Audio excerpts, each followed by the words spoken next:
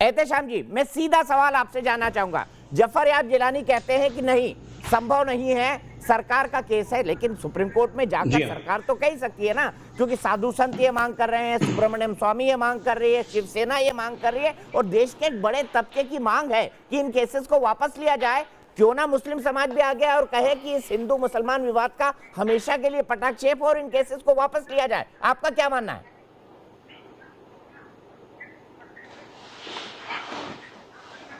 देखिए, मेरा ये मानना है कि किसी के कहने से या ना कहने से केसेस वापस नहीं होते, केस चलते हैं संविधान के दायरे में रहकर। संविधान हमारा ये कहता है कि अगर कोई कृत्य, कोई ऑफेंस किया गया है तो उन अपराधियों को सजा मिलनी चाहिए। और इस केस में आप जानते हैं कि अडवाणी जी, उमा भारती जी अपना ऑन कैमरा, ऑन वीडियो अपना ऑफेंस कबूल कर चुके हैं, तो फिर उनको सजा मिलने में क्या प्रॉब्लम है? और अगर एक राम मंदिर के लिए 2-4 नेता जेल चले गए तो उसमें क्या बुराई है? चलिए, वेदांती जी ये कह रहे हैं 2-4 नेता जेल चले गए तो क्या बुराई है? आप वीडियो देखिए यूट्यूब पे, आपके पास फोन रखा हुआ है। सर, बिल्कुल, अगर राम मंदिर के लिए 2-4 नेता की शहादत दे देंगे तो इसमें मुझे लगता है 1132 ओरिजिनल टेपें देखिए 6 दिसंबर 1992 की। 1132 ओरिजिनल न्यूज ट्रैक में काम कर चुका हूं मैं। वेदांती जी मैं आऊंगा, टेप में क्या है उस पर भी बात करूंगा, लेकिन मैं वेदांती जी से जानना चाहता हूं। वेदांती जी कह रहे हैं गुना हुआ है, 6 दिसंबर 1992 को गुना हुआ है, आपका क्या मानना है? फिर मैं आचार्य जी के पास जाऊंगा। देखिए, 6 दिसंबर 1992 को जो तोड़ा गया, वो मंदिर का खंडहर तोड़ा गया। वहां मस्जिद नाम की कोई चीज थी ही नहीं। मैंने मंदिर के खंडहर को तोड़वाया था। जहां पर रामलला विराजमान थे वहां मस्जिद नाम की कोई चीज नहीं थी। कुरान में लिखा है, जिस मस्जिद में मीरान नहीं होती वो मस्जिद नहीं मानी जाती है। वहां तो 3 गुम्बद थे, जहां राम जी पैदा हुए, जहां लक्ष्मण पैदा हुए, भरत पैदा हुए, शत्रुघ्न पैदा हुए। 3 गुम्बद थे, तीनों महारानियों का वहां स्थान था। माँ कौशल्या का, माँ कैकेयी का, माँ सुमित्रा का स्थान था। वहां किसी इस्लाम की जगह नहीं थी, किसी खुदा की जगह खुदी नहीं थी।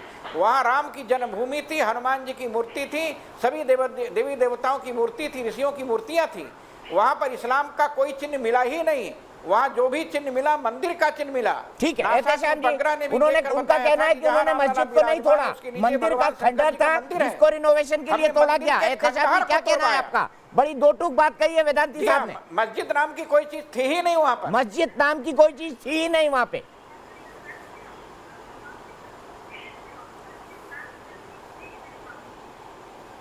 मैंने हाई कोर्ट में भी यही कहा है। एहतेशाम जी, सवाल मेरा आपसे है, वेदांती जी कह रहे हैं, वो खुद एक्यूज्ड है इस मामले में, मस्जिद नाम की कोई चीज वहाँ थी ही नहीं। जी हाँ, इनको पहले चुप तो कराइए, थोड़ा सा इनको चुप कराइए, मुझे आवाज नहीं आ रही इनकी। नहीं, शांत हो गए, वो बिल्कुल खामोश है आपकी बात सुनने के लिए। पता नहीं गुरु महाराज जी ने कौन सी जजमेंट पढ़ी है सुप्रीम कोर्ट। बोलिए।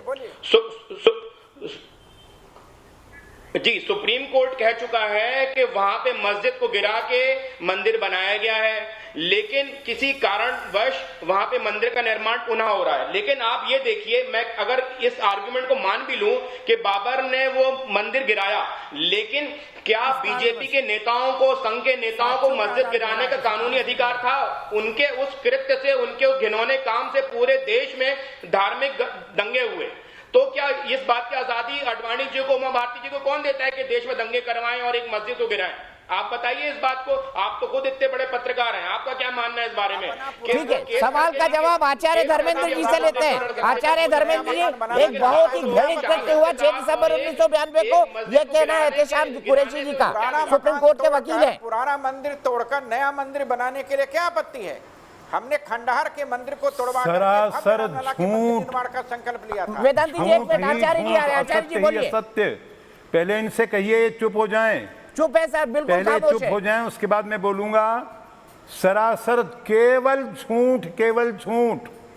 अब जिस भारतीय संविधान की ये बार-बार दुहाई दी जा रही है, उस भारतीय संविधान की मूल प्रति को उठाकर देखिए, उसमें भगवान श्री राम, भगवती सीता, लक्ष्मण महाराज, इनके पुष्पक विमान पर विराजमान इनका चित्र है। बाबर का नहीं है, हुमायूं का नहीं है, औरंगजेब का नहीं है। भारत का इतिहास राम के इतिहास से, कृष्ण के इतिहास से, बुद्ध के इतिहास से, महावीर के इतिहास से, गुरु नानक देव के इतिहास से जुड़ा हुआ है। किसी मौलवी मौलाना का कोई लेना देना नहीं, किसी हाजी का, किसी गाजी का, किसी काजी का क्या लेना देना। हमारे अंगने में तुम्हारा क्या काम है? तुम गैर कानूनी हो। पुरातत्ववेत्ता के मोहम्मद बार बार कह चुके हैं कि कोई वजूद नहीं यहां पर किसी इस्लामी इमारत का।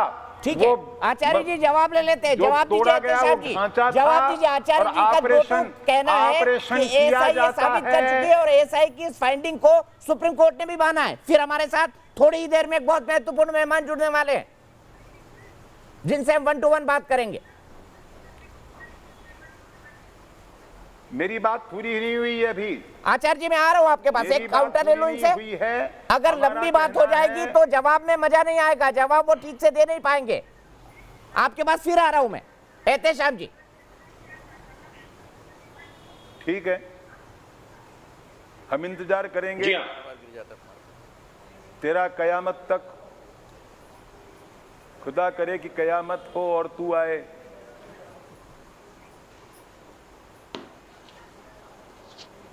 जवाब दीजिए एहतेशाम जी। आचार्य जी ने बड़ा दो टूक बात कही है। बाबर और बाबरी मस्जिद का हिंदुस्तान से क्या लेना देना? देखिए आचार्य जी,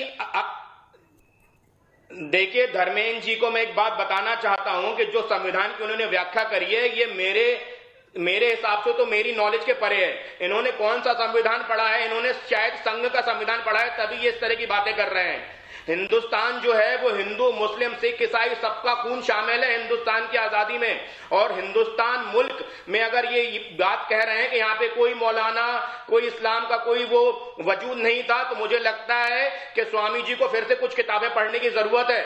इस तरह से धार्मिक भावनाओं को भड़का के आप स्वामी का चोला नहीं पहन सकते हिंदुस्तान में। आप अब्दुल हमीद की बात क्यों नहीं करते हैं? आप गुलाम नबी आजाद साहब की बात क्यों नहीं करते हैं? कई मुस्लिम लीडर्स, कई मुस्लिम सोल्जर शहीद हुए हैं हिंदुस्तान को आजाद कराने में, उनकी बात क्यों नहीं करते हैं आप?